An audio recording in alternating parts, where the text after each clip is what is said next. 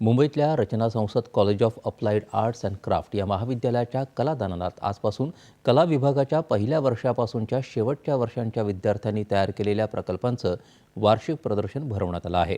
या प्रदर्शनाच्या माध्यमातून या महाविद्यालयातल्या विद्यार्थ्यांनी AI आणि तंत्रज्ञानासह विविध माध्यमातून साकारलेल्या सर्जनशीलता, कल्पकता आणि तांत्रिक कौशल्याचं दर्शन घडवत असलेले कला प्रकल्प मांडलेले आहेत।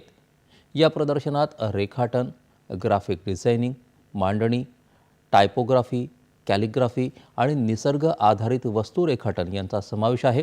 यासोबतच प्रदर्शनात 3D मॉडेल्स, नाविन्यपूर्ण पोत असलेल्या रचना, ब्लोइंग आर्ट आणि सुबकपणे तयार केलेल्या पेपर स्ट्रक्चर्स देखील ठेवलेले आहेत।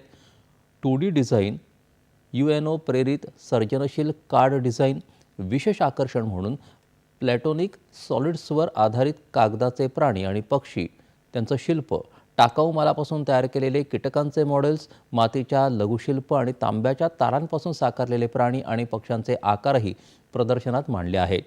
25 फेब्रुवारीपर्यंत हे प्रदर्शन सुरू राहणार आहे।